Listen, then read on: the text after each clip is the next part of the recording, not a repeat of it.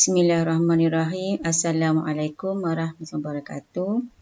Apa khabar semua anak-anak Pak Mawar? Alhamdulillah kerana hari ini kita boleh meneruskan lagi aktiviti PDPR kita bagi subjek mata pelajaran sejarah. Jom kita belajar pada hari ini.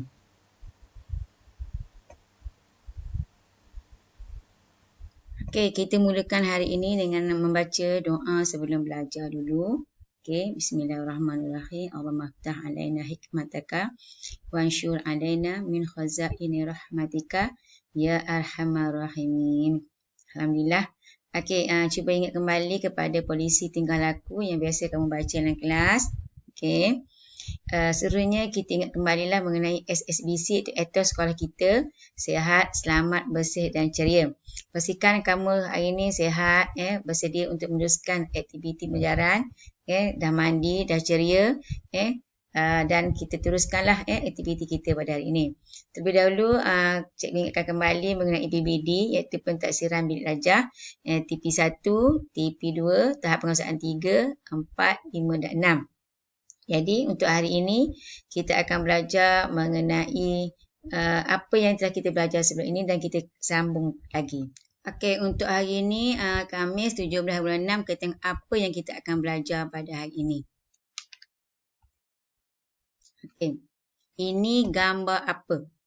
Okey. Okey, gambar apa ni? Okey, setahulah. Mestilah kamu jawab ini gambar pantai. Ya, ini gambar pantai, pemandangan di tepi pantai, laut. Okey, apa lagi kita nak baca hari ini? Okey, kita akan sambung tajuk yang kita belajar sebelum baru ni, iaitu mengenai sejarah tempat tinggal. Okey, objektif pembelajaran pada hari ini ialah semua murid dapat mengetahui dan memahami sejarah tempat tinggal. Okey, kita dah belajar sebelum ini apa yang ada di persekitaran tempat tinggal kita. Dan hari ini kita tengoklah apa dia kriteria kejayaan yang perlu kamu dapat bila di akhir pembelajaran pada hari ini. Okay, yang pertama, saya dapat menyatakan sejarah tempat tinggal saya. Okay, yang kedua, menerangkan biodata ringkas tokoh sejarah di tempat tinggal saya. Yang ketiga, menyatakan kepentingan menghargai persekitaran tempat tinggal. Okay, kalau sebelum ni kita dah belajar mengenai macam mana bentuk muka bumi tempat tinggal kita, apa kemudahan yang ada.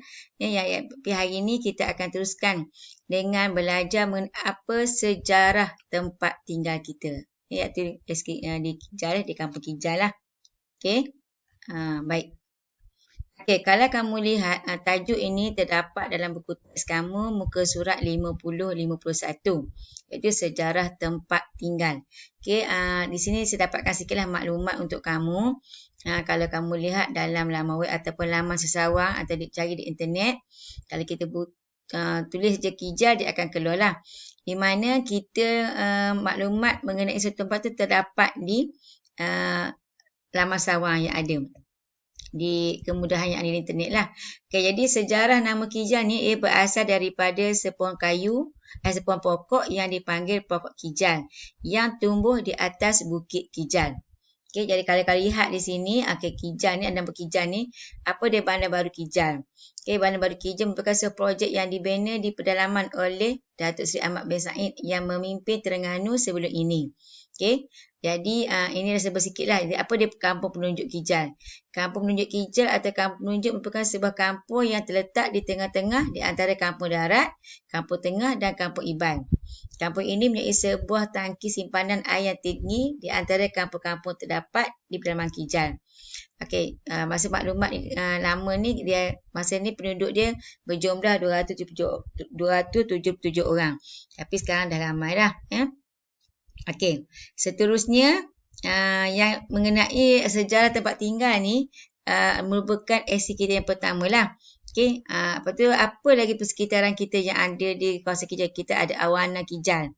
Okey, apa dia tempat apa Awana tu? Jadi kamu boleh bacalah. Jadi kamu dah menguasai, dah boleh tulis sejarah kampung Kijal. Di sini dia tak contoh lah, contoh kampung daripada Sarawak, daripada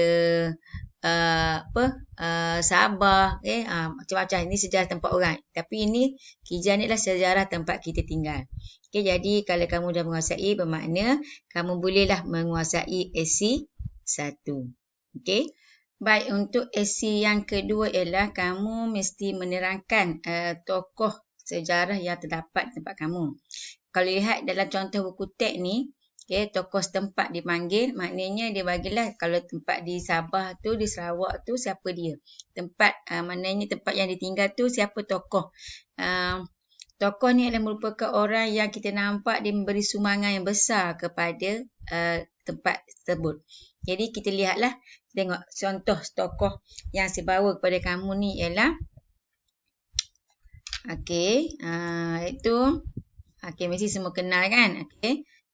Mantan Menteri Besar Negeri Terengganu iaitu Yang Berhormat Datuk Seri Ahmad bin Said. Memang terkenal lah di kalangan orang Kijal kan. Jadi ini adalah tokoh yang saya bawa kepada kamu, salah seorangnya, ramai lagi tapi adalah salah seorangnya di mana beliau merupakan mantan Menteri Besar Terengganu yang banyak membawa perubahan penduduk tempat kepentingan ni iaitu Kijal lah. Jadi untuk kerja buat kamu nanti adalah kamu kena cari biodata ringkas beliau. Jadi untuk biodata ringkas beliau ni kamu boleh dapatlah daripada laman seseorang ni, kamu type yang macam ni, Datuk Seri Ahmad bin Said, dia akan keluar maklumat mengenai tokoh sejarah ni, iaitu nama penuh dia, gelaran dia Datuk Seri lah. Tarikh lahir dia bila, alamat tinggal dia, pendidikan dia, pencapaian dia, keistimewaan dia dan sumbangan dia. Sumbangan dia kepada kawasan ataupun penduduk di kampung Kijal. Jadi saya harap untuk tajuk ni kamu boleh juga dapat maklumat daripada ibu bapa kamu mengenai sejarah ataupun tokoh yang dimaksudkan ini. Jadi untuk aksi yang kedua ni adalah menulis biodata ringkas mengenai tokoh setempat, tokoh sejarah yang ada di tempat kita. Jadi sekiranya kamu dah boleh menguasai, boleh mengetahui dan menyatakan yang baik biodata sejarah ni, kamu dah menguasai aksi 2. Aksi 2. Baik. Kita tengok yang ketiga. Tajuk kita yang ketiga ialah kepentingan menghargai persekitaran tempat tinggal kita. Kalau kita lihat pada sebelum cuti tu, kita dah belajar kita macam mana kita nak jaga kemudahan awam yang ada di tempat tinggal kita. Tapi mengapa kita kena menghargai persekitaran tempat tinggal kita? Yang pertama, kalau kita lihat kampung Kijal ni ataupun pantai penunjuk Kijal menjadi terkenal sekarang. Ramai yang pelawat ataupun orang luar datang berkunjung ke tempat kita. Jadi kita kena jaga tempat kita supaya sentiasa bersih, ceria, bagi dengan tujuan bila pelawat atau pelancong datang dia rasa suka. Yang kedua, kita nak mengekalkan tempat sejarah kita ni untuk generasi pada masa akan datang. Kalau zaman sebelum ibu bapa kita macam-macam dah kita dengar dan cerita, mungkin sekarang kita boleh lihat. Tapi kita kena kekalkan juga untuk generasi akan datang. Sekarang ni kamu berumur 10 tahun. 20 tahun lagi, apa akan jadi kepada tempat kita sekiranya kita tak menghargai atau tak jaga persekitaran tempat tinggal kita. Kalau kita biar pantai tu kotor, mungkin tak ada orang datang dah ke tempat kita nanti. Seterusnya, bila kita menjaga persekitaran kita, di mana persekitaran kita dia adalah menjadi sumber pendapatan kepada penduduk tempat.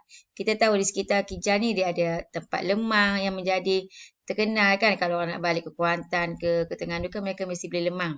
Jadi kita merupakan juga tempat kita ni juga merupakan sumber pendapatan. Selain pada tu orang pergi nelayan kan, pergi ke laut cari ikan dan sebagainya, itu sumber pendapatan kepada penduduk setempat. Seterusnya kita nak menghargai dan mengenang jasa tokoh yang membangunkan kawasan persekitaran tempat tinggal. Kalau tadi kita lihat bagaimana perancangan mantan Menteri Besar kita untuk menjadikan bandar Kijal tu terkenal. Dia adakan kemudahan pusat membeli belah kan. Nanti ada hospital dan sebagainya. Jadi untuk menghargai ini kita kena jagalah apa yang ada di sekitar kita. Seterusnya untuk melahirkan rasa bangga dengan sejarah tempat tinggal kita sendiri. Dengan adanya tokoh yang membangunkan tempat kita mesti rasa bangga sebagai orang anak tempatan Kijal. Seterusnya yang keenam, memelihara keindahan alam sekitar daripada tercemar. Bila kita pelihara, orang datang, orang suka. Jadi itulah antara kepentingan mengapa kita mesti menghargai persekitaran tempat tinggal kita. Ada 6 faktor lah, 6. Dia perlu kita rasa untuk menghargai persekitaran tempat tinggal kita. Baik. Ini adalah aksi kita yang ketiga. Saya dapat menyatakan kepentingan menghargai persekitaran tempat tinggal. Jadi kalau kamu dah boleh ingat, boleh faham apa kepentingan dia, jadi kamu telah menguasai aksi yang ketiga. Tahniah kepada semua. Baik. Kita pergi yang terakhir, iaitu aktiviti kita lah pada hari ini. Di mana kamu perlu siapkan latihan atau aktiviti dalam buku kerja sejarah muka surat 26 dan 27 tu saja. Kepada yang masih tak ambil buku aktiviti sejarah tu, dia kena buat dalam buku tulis lah. Tulis dalam buku tulis, tengok dalam buku teks. Yang pertama, saya nak dia tulis sejarah ringkas tempat tinggal. Yang kedua, tulis biota ringkas mengenai tokoh sejarah dalam buku tulis sejarah. Kepada yang ada buku aktiviti, dia buat buku aktiviti saja. Jadi saya ucapkan tahniah kepada anda atau murid Pak Mawar yang berjaya belajar dengan baik pada hari ini. Tapi ingat, jangan lupa isi link kehadiran. Kalau tidak, kamu dikira tidak hadir. Dan saya akan lihat juga kepada murid yang bila dia hadir, dia mesti selesaikan kerja sekolah dia.